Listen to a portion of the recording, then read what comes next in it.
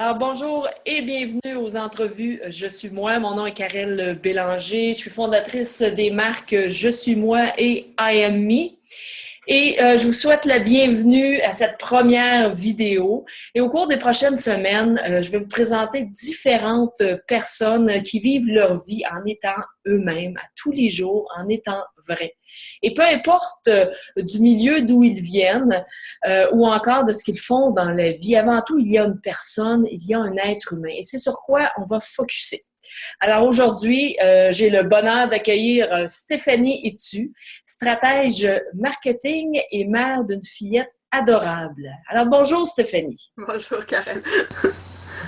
J'ai quelques questions pour toi aujourd'hui et ma première est qu'est-ce que ça signifie pour toi le terme « je suis moi » ? Ça veut dire pour moi d'être alignée avec qui je suis dans toutes les sphères de ma vie. C'est un peu ce que je fais dans mon travail, mais c'est vraiment d'avoir fait le choix de ne pas avoir différents visages selon l'endroit ou l'action que je suis en train de faire dans ma journée. Donc, c'est d'être moi-même. Évidemment, dans ma vie personnelle, je suis moi-même, c'est là que je le suis le plus. Je pense que c'est toujours là qu'on l'est le plus, parce que c'est naturel, parce qu'on est entouré de gens qui nous aiment, puis qu'on sait qu'on peut être nous-mêmes la plupart du temps. Mais je pense que le vrai défi est de réussir à être soi-même aussi ailleurs, c'est-à-dire au travail, dans ce qu'on fait dans notre quotidien, d'être soi-même aussi quand on rencontre des gens nouveaux dans notre vie, que ce soit au travail ou dans la vie personnelle. Donc pour moi, le principe d'être moi-même, c'est de l'être le plus souvent possible dans toutes les sphères de ma vie. Génial, c'est bon ça. Puis, c'est quoi ta plus grande valeur dans ta vie? Euh, J'en ai deux en fait qui collaborent beaucoup ensemble et c'est la liberté en premier et la justice en deuxième. La liberté est vraiment une valeur fondamentale pour moi et c'est un grand travail que j'ai fait sur moi-même tout au long de ma vie. Je pense que c'est pas récent là, mais une espèce de quête de liberté pour en venir finalement à réaliser que la liberté c'est entre nos deux oreilles. C'est nous qui devons la prendre et qui devons la créer nous-mêmes. Et donc ça c'est une valeur qui est très très importante. Et j'ai aussi une très grande attraction pour la justice, pas la justice en termes de droit comme tel, mais en termes de chance égale pour tout le monde, en termes d'aider les autres à aller chercher cette liberté-là aussi, puis à les aider à surmonter ce qui pourrait les empêcher d'y arriver, en fait, dans leur vie. Et j'aimerais te poser comme question, qu'est-ce que tu ferais là, si tu n'avais pas de souci du regard des autres? Une affaire, un geste, un exemple. Ouais, ça c'est la question à 100 places. Je sais pas s'il y a un geste en particulier, mais c'est sûr qu'il y a je serais encore probablement davantage moi-même dans la portion travail. Ça serait, je suis vraiment une quête de le faire de plus en plus de manière continue tous les jours et tout ça. Mais je pense que si j'avais vraiment, vraiment pas à me soucier du regard des autres, ce qui veut dire que j'aurais plus besoin de recevoir l'approbation ou l'amour des autres, je pense que je serais juste encore un petit peu plus drôle, un peu plus déplacée à l'occasion dans mon marketing. Chose que je fais un petit peu, mais qu'il y a place à le faire encore. Mais je pense que pour ça, il faut arriver à un amour de soi-même qui est très, très grand.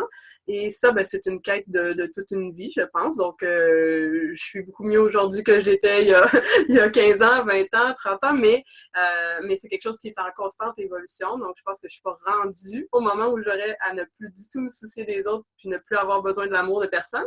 Mais c'est ce que je ferais différent. Je pense que ce serait surtout au niveau du travail qui est la sphère où je suis peut-être un petit peu moins encore autant moi-même que je voudrais l'être. Puis on va pouvoir voir ça dans les prochaines semaines. C'est Oui, transformation. oui. Génial, génial. Moi, j'aime ça parce que là, je te suis. C'est sûr, je vais te suivre. Je suis traquée. En terminant, Stéphanie, qu'est-ce que tu aimerais dire aux gens qui ont encore peur d'oser d'être eux-mêmes? Mais je pense qu'il faut le faire par étapes. Il ne faut pas essayer de sauter dans le vide sans filet dans la situation qui nous fait le plus peur au monde. Je pense qu'il faut y aller par petites étapes.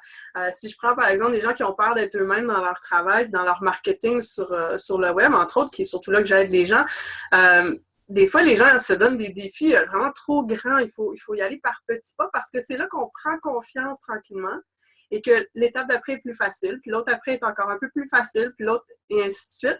Donc, je pense que c'est d'y aller en s'écoutant, en se respectant beaucoup, mais en se poussant un peu aussi pour sortir de sa zone de confort.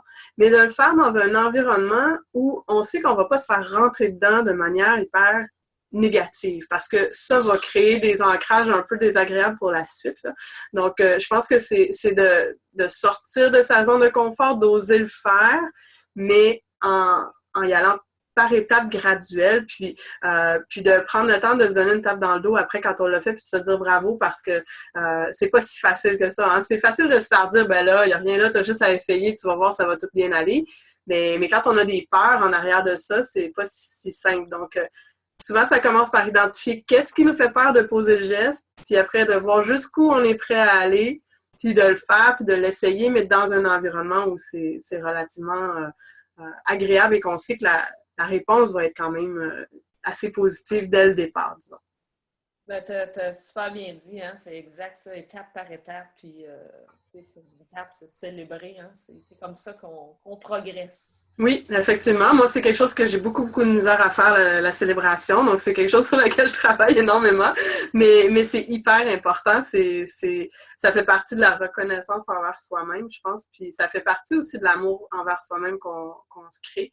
Donc, plus on est capable de le faire puis de le reconnaître nous-mêmes, moins on a besoin de cette reconnaissance-là externe. Puis, moins on est attaché à ce moment-là à la réaction des autres, je pense. Tout à fait. Écoute, Stéphanie, je vais te dire un gros merci. Puis je te dis bravo d'être un exemple et de continuer d'oser d'être toi-même jour après jour. Continue comme ça. Merci. Super.